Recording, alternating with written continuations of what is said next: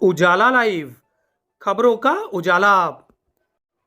Channel को like और subscribe करें और हमारी सारी महत्वपूर्ण खबरों को अपने मोबाइल पर पाएं।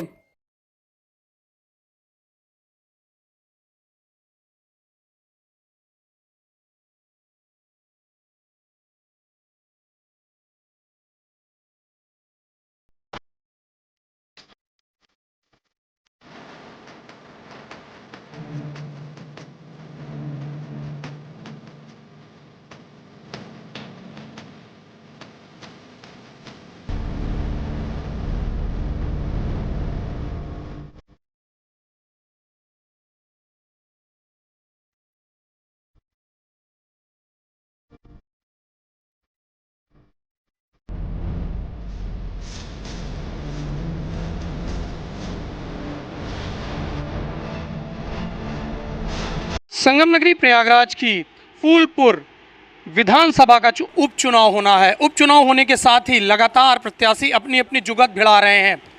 समाजवादी पार्टी के प्रत्याशी की घोषणा हो गई है, लेकिन अभी भारतीय जनता पार्टी ने अपने पत्ते नहीं खोले हैं। यहाँ संगम नगरी प्रयागराज के प्रबुद्ध जन हैं, हम उनसे बात करते हैं क्या सोच रहे हैं वो। सबसे पहले हम कांग्रेस के लीडर हैं इरशादुल्ला, उनके पास आते हैं। कांग्रेस के आप लीडर हैं, लगातार चुनाव को देखते रहते हैं, क्या कहेंगे? देखिए, जो ये फूलपुर का चुनाव होने जा रहा है, ये उपचुनाव है, ये अपने आप में बहुत बड़ा चुनाव है।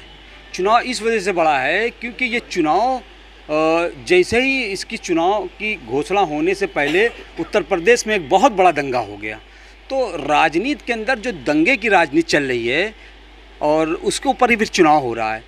तो ये चुनाव जब 10 सीटों पे होने जा रहा है, ये चुनाव 10 की 10 सीट पर इंडिया गठबंधन की जीत होगी, क्योंकि पूरे देश में पूरे प्रदेश के अंदर जो नफ़रत की राजनीति को ख़त्म करने के लिए मोहब्बत की दुकान, नो हिंदू मुसलमान, मतलब जिस तरीके से भारतीय जनता पार्टी ने पूरे देश के अंदर एक माहौल बनाया है और हिंदू को मुसलमान से लड़ाकर और मुसलमान को हिंदू से लड़ाकर, जात को जात से लड़ाकर, धर्म को धर्म से लड़ाकर ये जो है सत्ता को प्राप्त करना चाहती है। और ये जो फूलपुर का जो 10 विधानसभा चुनाव होने जा रहा है, ये चुनाव अपने आप में एक बताएगा कि ये चुनाव नफ़रत को बिना पे चुनाव नहीं, ये मोहब्बत के बिना पर चुनाव लड़ा जाएगा। क्योंकि इस समय उत्तर प्रदेश के अंदर नहीं, पूरे देश के अंदर महंगाई, बेरोजगारी, शिक्षा और भुखमरी एक बहुत बड़ा मुद्दा है। जिस तरीके से अभी आपने देखा कि भुखमरी हमारे भारत के अंदर 105 रैंक पर पहुंच गई है, तो ये अपने आप में दिखाता है कि उत्तर प्रदेश और किस तरीके से भुखमरी की कगार के पर आगे बढ़ रहा है। और वहीं दूसरी तरफ जो है ये नफ़रत की बात कर, क्योंकि ये मुद्दों की तो बात करेंगे नहीं, क्योंकि वास्तव में इनके पास मुद्दा तो है नहीं है। इनके पास मुद्दा यही है कि हिंदू और मुसलमान, क्योंकि इनकी उपज भी इसी पर हुई है। क्योंकि ये जब भारतीय जनता पार्टी हिंदुस्तान के अंदर अपने आप को जब संघ और इस सब लेके आए, तो वो उनका नफ़रत का ही मेन मामला था। क्योंकि इन्होंने सिर्फ और सिर्फ नफ़रत की बात की है और भाई को भाई से लड़ाने के काम किया है, धर्म को धर्म से लड़ाने का काम किया है, जात को जात से लड़ाने का काम किया है। और ये इससे जनता बहुत त्राही-माम चिल्ला रही है। क्योंकि अब उसको रोज़गार चाहिए, उसको शिक्षा चाहिए, उसको चिकित्सा चाहिए। क्योंकि आज देख रहे हैं कि चिकित्सा के नाम से जो है, जो हमारे यहाँ भारत के अंदर जो वैक्सीन, जो क्या बोलते मेडिसिन थी, उस मेडिसिन में को भी नकली बनाकर भारत के अंदर बेचा जा रहा है अब बड़े पैमाने पर। क्योंकि हमको जो है सारी चीज़ें नकली मिल रही है, हमको नकली सामान खिलाया जा रहा है और लोग, हिंदुस्तान की जनता बहुत तेज़ी से बीमारी की तरफ बढ़ रही है। इनको जनता से मतलब नहीं है, इनको सिर्फ और सिर्फ अपना पेट भरना और भ्रष्टाचार की एक चरम सीमा इन्होंने हिंदुस्तान के अंदर पूरी लांग कर दी है। इससे पहले की जो सरकारें थी कांग्रेस की, उन्होंने भी 40 साल 45 साल जितना भ्रष्टाचार नहीं किया जितना इन्होंने 10 साल के अंदर। आप मान रहे हैं कांग्रेस ने भ्रष्टाचार किया है? जिस तरीके से लोग कहते हैं कि कांग्रेस ने किया, लेकिन उससे कई गुना ज़्यादा इस 10 साल के अंदर भारतीय जनता पार्टी ने जनता की कमर तोड़ दी है। आज कहीं चले जाइए, जनता की कमर तोड़ दी है। कोई जनता अपना और क्या कहेंगे? मेरा नाम है TN Mishra, BJP.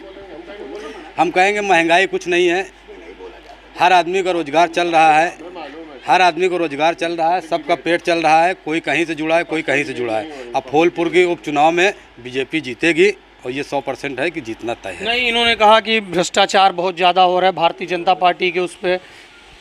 Bharatiya Janata party के कार्यकाल में कोई भ्रष्टाचार नहीं है और कोई वो नहीं है। कांग्रेस ने जितना भ्रष्टाचार किया 40 साल 45 साल में, वो जग जाहिर है।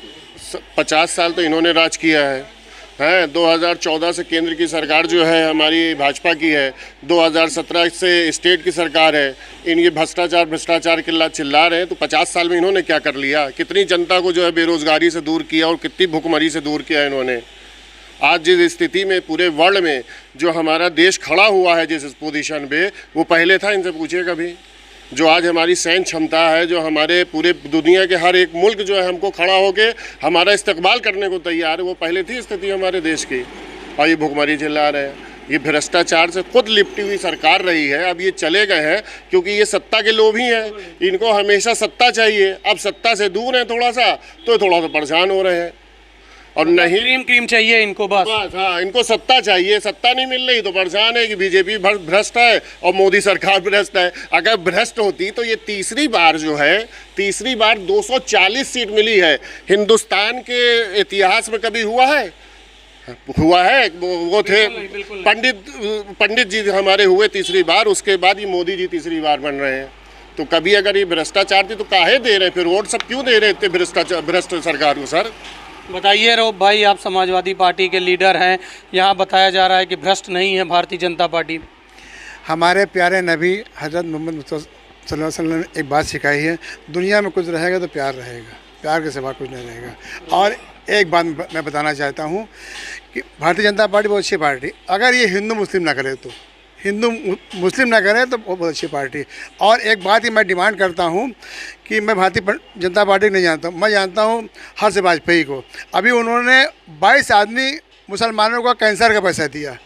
तो ये मेरी डिमांड है कि हर्ष वाजपेयी को कैबिनेट मंत्री बनाया जाए और माननीय नंद गोपाल गुप्ता को, हमारे पड़ोसी हैं, हमारे मोहल्ले के हैं, उनको डिप्टी सीएम बनाया जाए अगर फूलपुर चुनाव सीट अगर जीतना चाहती है तो बीजेपी।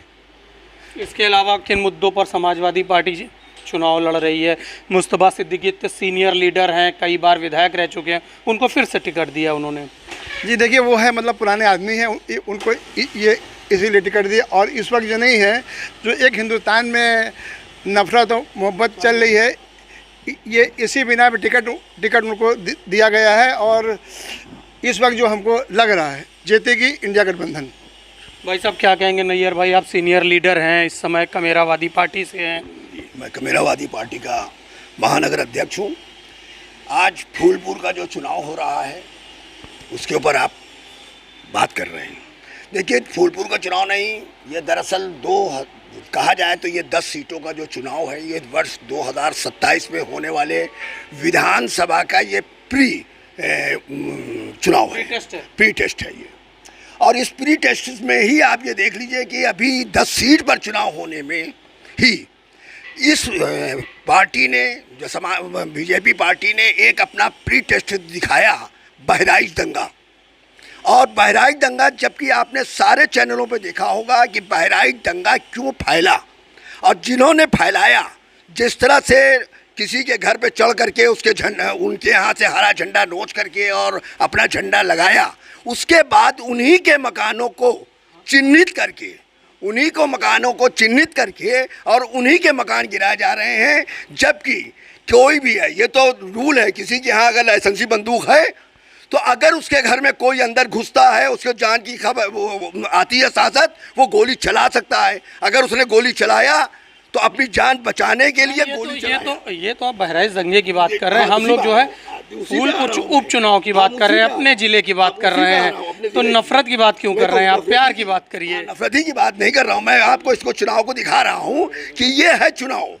और इस चुनाव को अगर ये नफरत से हट करके ये चुनाव होगा तो ये चुनाव समाजवादी पार्टी या इंडिया गठबंधन का है कि जो है कैंडिडेट वही जीतेगा। हाँ, अगर नफरत फैलेगी और जिस तरह से नफरत फैलाएंगे तो ये तय है कि वहाँ से वही नफरत जीतेगी, भारतीय जनता पार्टी जीतेगी। लेकिन अगर मोहब्बत का चुनाव होगा और ये पब्लिक जान चाहेगी कि ये जानबूझकर नफरत फैला करके चुनाव जीतना चाहते हैं, तो समाजवादी पार्टी को वोट देंगे और उसी को उसके हिसाब से जो कैंडिडेट डिक्लेयर है उसी के हिसाब से वो कैंडिडेट हमारा जीतेगा। बाकी और इसके अलावा जहाँ तक बेरोज़गारी और ये है, आप खुद देख लीजिए, यहाँ पे आप खड़े हैं, इतनी दुकानें थी कि यहाँ पे तिल रखने की जगह नहीं होती थी, मोटरसाइकिल चलाने की, स्कूटर चलाने की जगह नहीं होती थी। आज सारी दुकानें बंद पड़ी हुई हैं, ये आप खुद अपने से देख लें कि सारी दुकानें बंद हो गई, कोई धंधा नहीं चल रहा है। सारे धंधे बैठ चुके हैं। ये तो आपको पक्का सबूत दिखा दें, इसके अलावा ये कोई टीवी चैनल का या कहीं से बनाया हुआ नहीं। आप पूरा कैमरा घुमा के देख लीजिए कि सारी दुकानें बंद हो गई हैं, जिस गली में चलने की जगह नहीं होती थी। तो आज इसी तरह से शिक्षा के ऊपर है, आप देख लीजिए कि गरीब पढ़ने के लायक नहीं रह पा रहा है, ना उसको फीस जमा करने की बात नहीं है। फीस जमा करने की ये दुकान अभी ओपन हुई है, ये नहीं थी पहले, ये अभी ओपन हुई है, बंद नहीं हो रही है, ओपन हो रही है। तो क्या कहना चाहते हैं आप, क्या कहना चाहते हैं? कि मतलब बेरोजगारी के विषय में कोई बेरोजगारी नहीं ना, जो काम करना चाहते हैं उनके लिए रोजगार ही रोजगार है। अब जो काम नहीं करना चाहते हैं, जिनके पास स्किल नहीं है, हर आदमी को सरकारी नौकरी तो मिल नहीं सकती है, कुछ ना कुछ तो आप पकौड़ा तलेंगे। पकौड़ा नहीं तलिए, बहुत सी काम है, बहुत से आप स्किल है, आप फ्रिज का, एसी का, कंप्यूटर का, लैपटॉप का, दुनिया भर के आज मोबाइल का हर एक काम है। कोई काम कर सकता है आदमी, 1000, 1500, 2000 रुपये डेली कमा सकता है आदमी। आप युवा हैं, क्या कहेंगे आप? जी हमें चाहिए कि रोज़गार मिले, जो भी हम लोग ने मतलब इतना लगन से मेहनत की उसका फल मिले। ये इंजीनियर है जी, नौकरी नहीं मिल रही। क्या कहना चाहते हैं? आप पढ़े लिखे इतने ज़्यादा हैं, आपको रोज़गार नहीं मिल पा रहा है, तो क्या आप स्किल डेवलपमेंट का काम नहीं कर सकते? जी कर सकते हैं, लेकिन अभी उतनी मतलब एक्सपीरियंस है नहीं हम लोग पास, तो वही चाह रहे हैं कि कोई मतलब नौकरी मिल जाए। हाँ पैसा भी नहीं इतना कि कहीं जगह अप्लाई करें अच्छी जगह। तो ऐसा जा रहे हैं कि कोई ऐसी मतलब सुविधा मिले जिससे हम लोग को आसानी हो जाए। आप क्या ये राउत भाई के बेटे हैं। सर ये हम ये इतना ही कहना चाहेंगे कि फूलपुर से चाहे जो भी खड़ा हो, चाहे जो भी वो बने, मगर हम इतना कहना चाहेंगे कि बेरोज़गारी है या दुनिया की बात है या मोहब्बत की बात है, वो हमारे आप से होता है ना कि सरकार से होता है। जो हम चाहेंगे वो होगा। मोहब्बत हमारे अंदर होती है ना कि सरकार के अंदर होती है, और इससे ज़्यादा हम नहीं बोलना चाहेंगे। ये हमारे आप की सोच है। कोई भी आए, ना हिंदू ना मुस्लिम ना अल्लाह ना भगवान, हमको अपना कर्म करेंगे तभी खाएंगे। अगर हम अपना कर्म नहीं करेंगे तो कभी खा नहीं पाएंगे।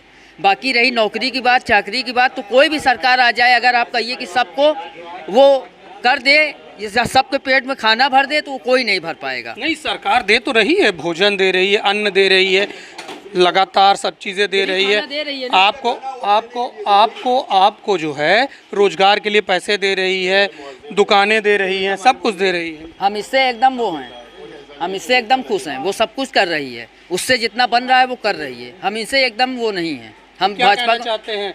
आप चाहते हैं फूलपुर उपचुनाव कौन जीते? जी भाजपा से, भारतीय जनता पार्टी। आप भाई साहब खड़े इतनी देर से, क्या कहेंगे आप? परिचय क्या आपका? अर्जुन कुशवाहा नैनी से हैं जी। जी।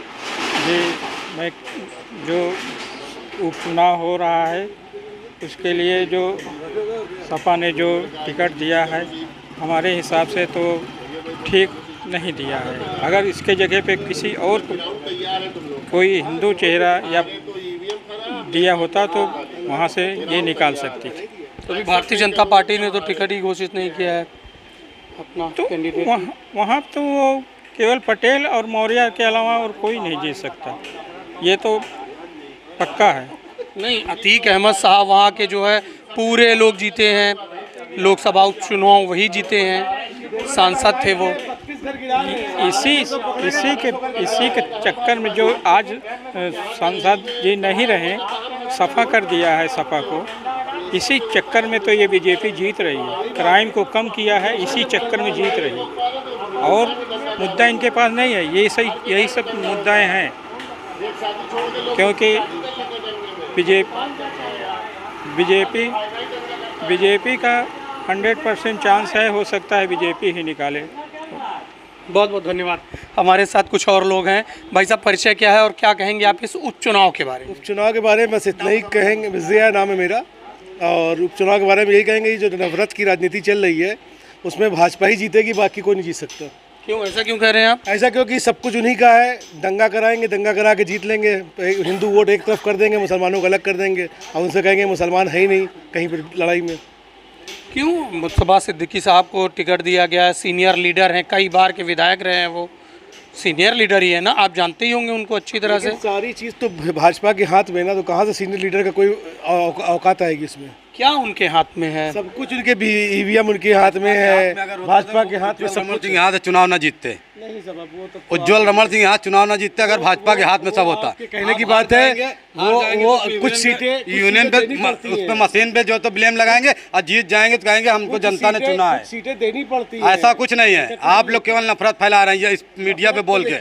मीडिया कभी नफरत कोई नहीं फैला रहा है। जो गलत करता है, सुनिए, जो गलत करता है उसके साथ गलत होता है। मैं भी शरीफ हूँ, अब सीना तान के चलता हूँ। सारे मुसलमानों को आतंकवादी डिक्लेयर तो कर दिया आपने। विकास दुबे गलत था, उसको मारा गया।